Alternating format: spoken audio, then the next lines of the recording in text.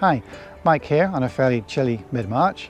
I have Rambler 4 behind me, all packed up, ready to go on its first trip. Some of the viewers to my video channel are interested in the campervan, some of you are interested in orienteering, some of you are probably just friends and family who just signed up to see what it is I do. This video is a bit of both. I'll be going down to Pennsylvania to take part in a couple of races.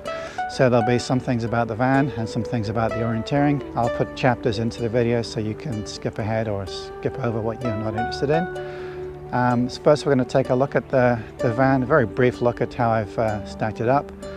Here's a transponder to pay on the tolls. Dash cam in the front, haven't put one in the back.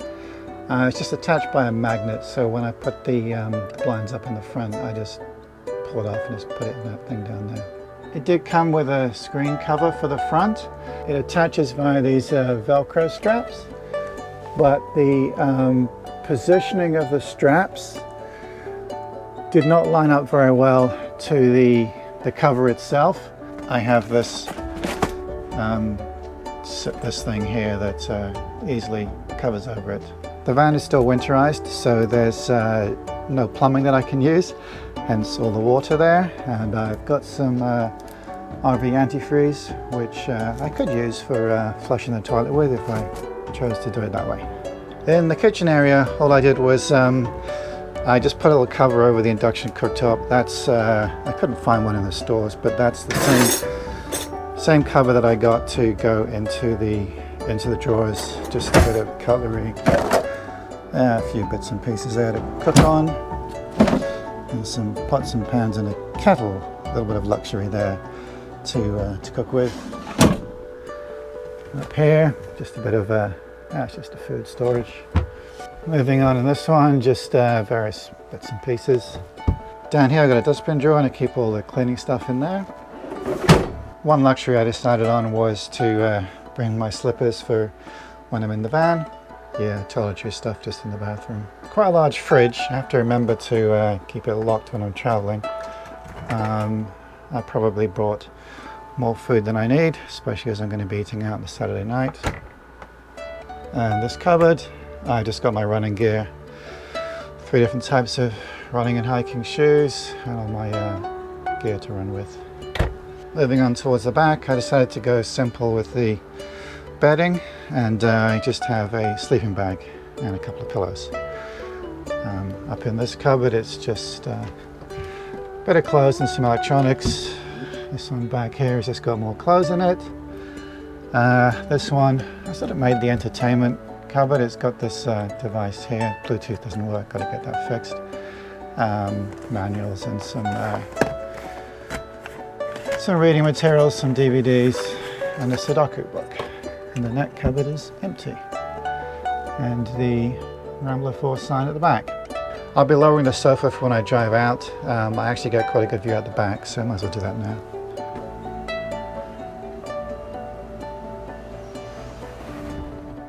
There we go. On the outside, where the heating vent is, I put a sort of a protective grill cover to stop little bugs and things getting into it. Got a super bumper in case anybody rear ends me.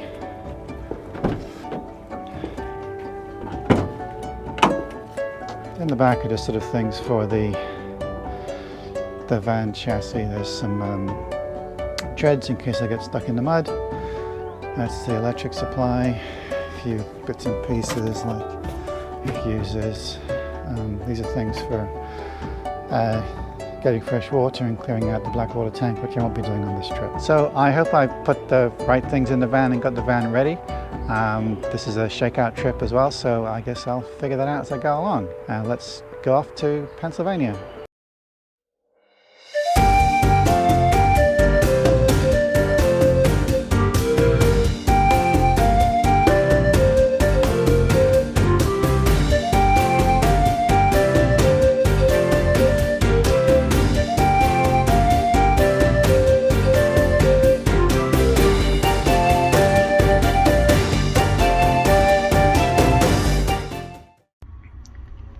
First van meal at a rest area in New York. And at this rest area It's under construction, so there's no food anyway.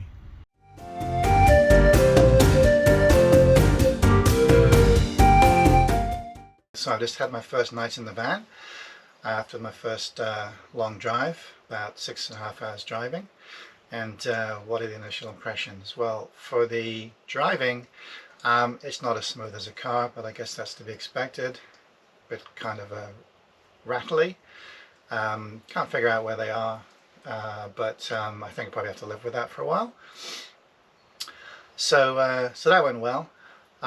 Things that I did like about the driving were that I was able to get a lunch in the van. That was actually very pleasant, and it got me here safely with a kitchen, bedroom, sofa, TV. It's great.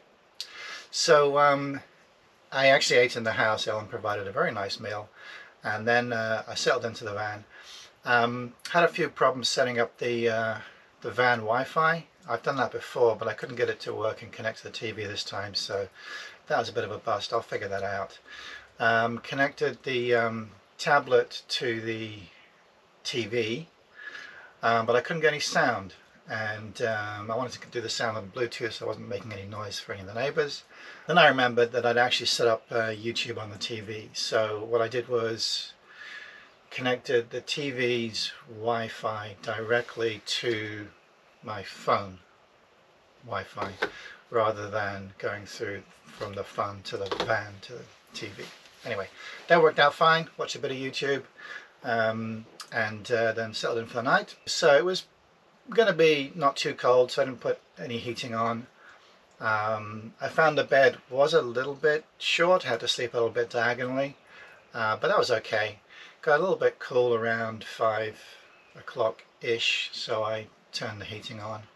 And that was very pleasant.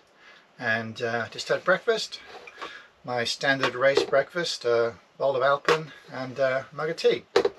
One thing I found is that the mood lighting, which is these lights in the cabinet, that's really useful because it gives us sort of a nice glow rather than being blinding in your face when I first wake up, and in the evening as well. So that was really a nice feature of the van.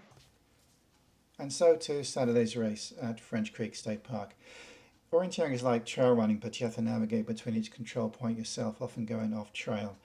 In the description below I'll have some links to videos to introduce you to the sport if you're not familiar with it. Typically what I do is show the whole map with the course printed on it and then go through each leg in detail. But for reasons of land sensitivity, which I completely understand, the organisers have asked me just to select a couple of legs of interest. So I've done that, and you will see that this isn't a masterclass. I've made some mistakes and they'll be shown to you. I don't get lost as such. Typically I will say I never get lost, I just sometimes temporarily don't know exactly where I am. So let's go look at the event.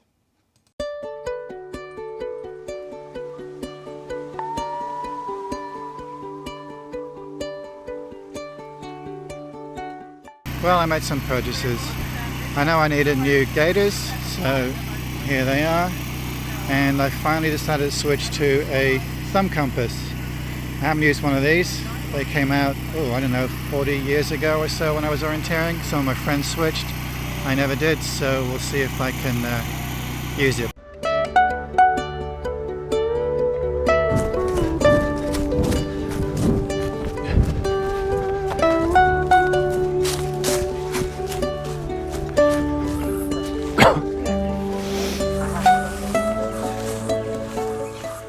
Hi. What's your name? Scott Turner. Scott. I'm Mike. I'm not very good at remembering names, but I'll try and remember yours. I haven't been orienteering in Massachusetts for about 6 years. Oh. I've moved to Tennessee, but not much of a club where I am, so I've stuck with England Orienteering Club. Oh, right. Okay.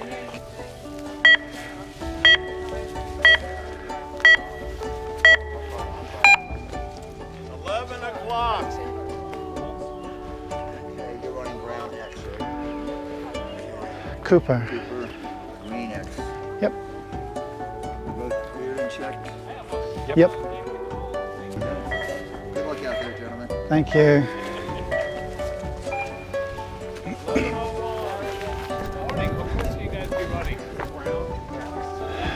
Green X. Green X. Is that what? Thanks for putting on the event. Come anytime. Yeah. Go, river!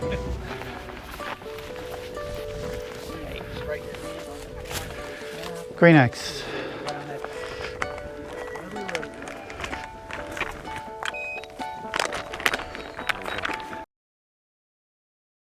I picked 3 to 4 as an interesting leg.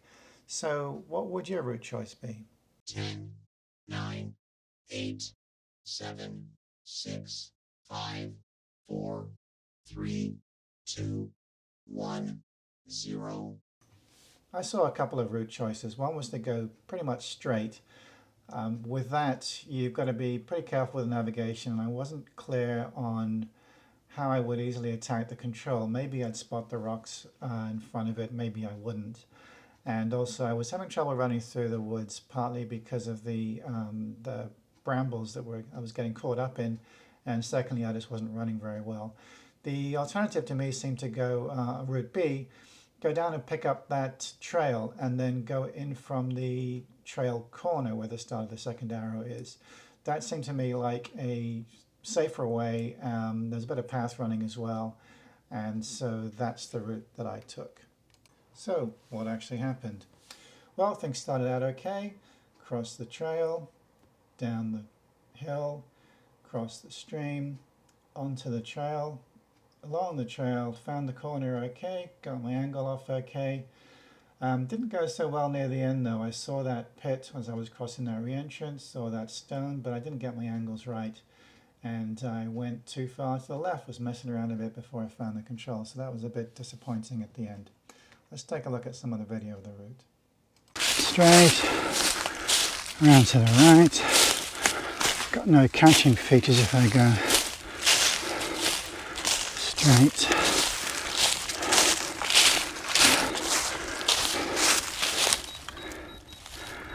I'm going to go down, which is straight north.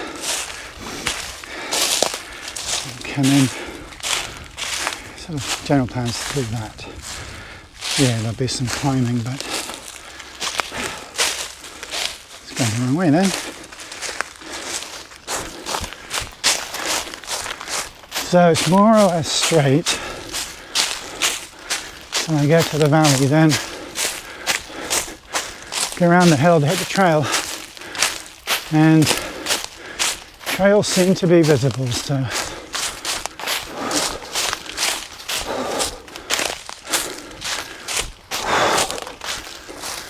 it's getting warm already, and I'm sweating already, so I should definitely be drinking a little at the finish.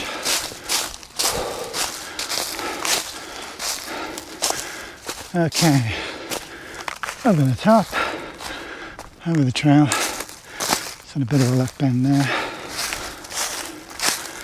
That makes sense.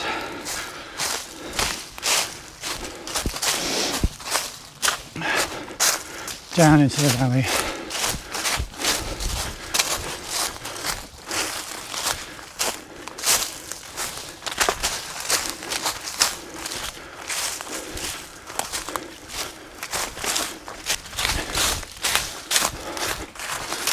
Four to 5, just a little short duck leg. 5 to 6 is straight, 6 to 7 straight. 8 and 9 straight. That'll do for now for my route planning.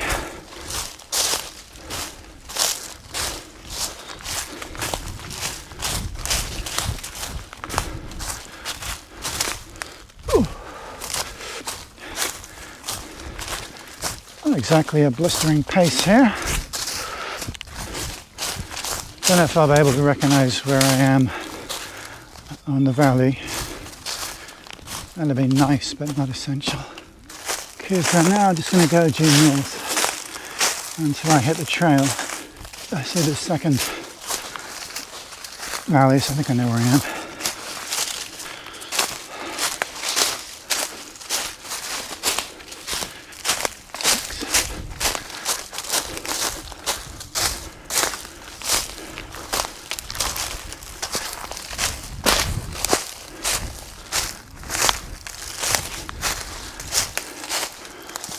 Trail. That was a lot quicker than I expected.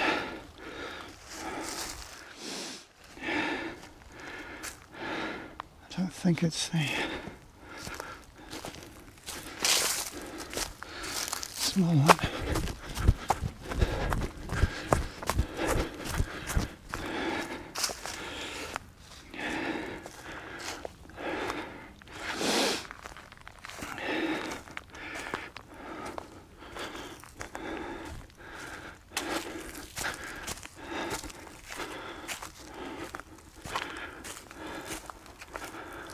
Going in the right direction. So. And there's the boulder field, yep. That's it. Well, I was a lot further left than I thought.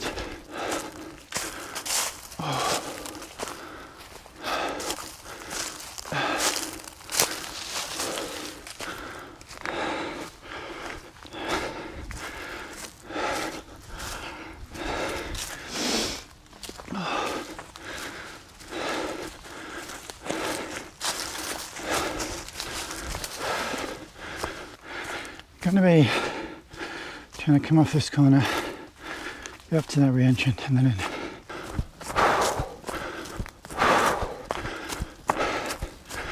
A little running chant, time for one. P-H-U-H, push harder, up, hill. P-H-U-H, push harder, up, hill.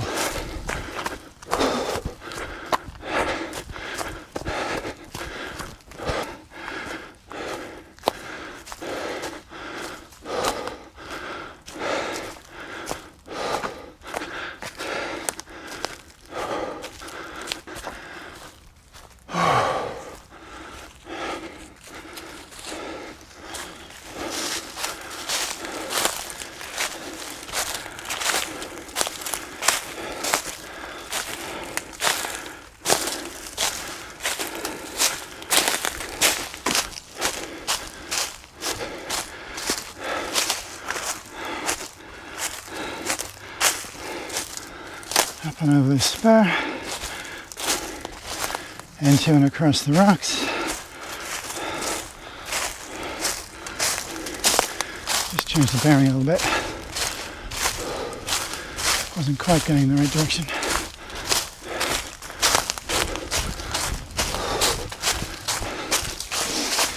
Across the rocks without breaking an ankle.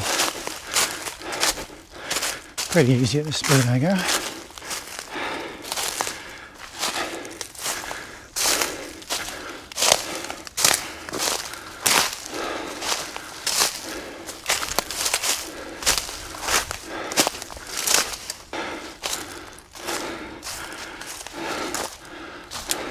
So, if I'm right, and that's the big re-entrant, and it should be the little one right there.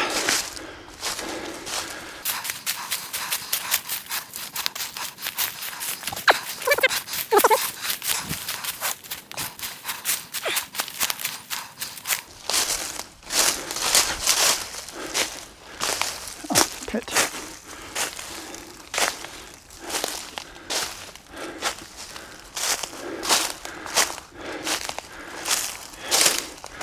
Couldn't see that on the map.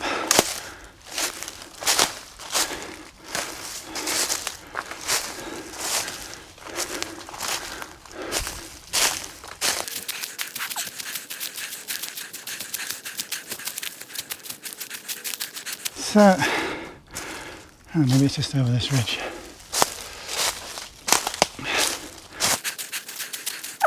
Doesn't feel like it should be that far over.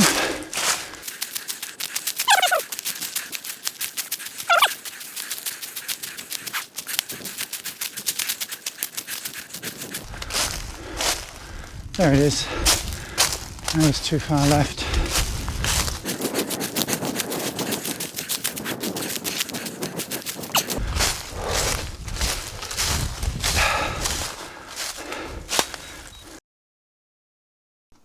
Nine to 10 was also interesting. How would you do it? 10, 9, 8, 7, 6, 5, 4, 3, 2, 1, 0. Well, the fastest orienteers generally took route A or some close variation of it, going mostly straight, contouring a little bit. So I felt that was going to be a little bit tricky for the navigation and the speed of running through the forest. So I chose to take a rather longer path route and then cut across roughly where the letter B is to the other trail and then go up to the control from the corner. That was the plan. So here's what actually happened.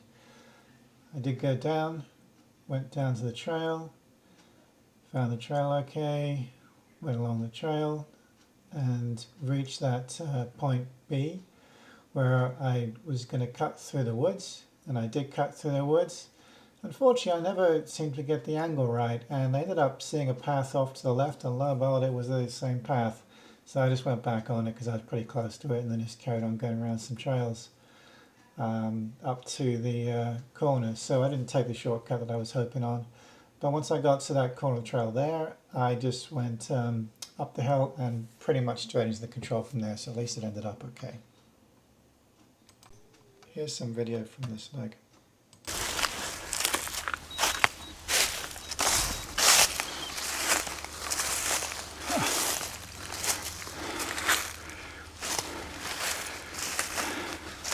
Been so slow going through the woods. Let me go down to the trail.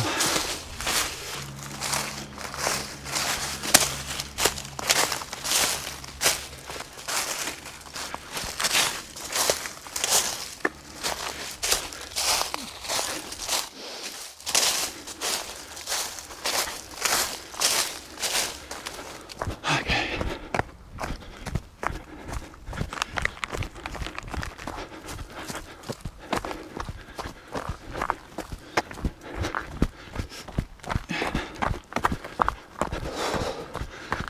At least I'm making some progress. Much faster than slugging through the woods. Next corner, and I go straight on.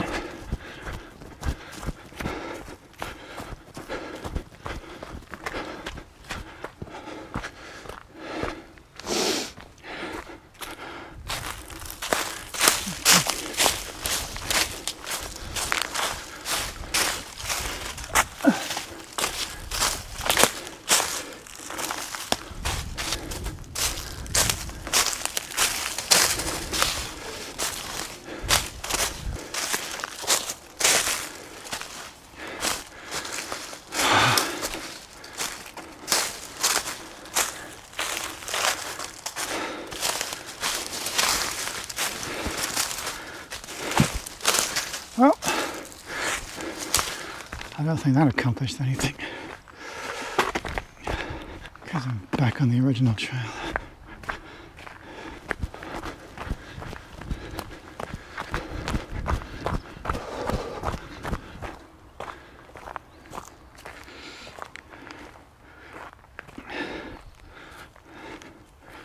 Oh, here it is. Oh, I missed it. Oh.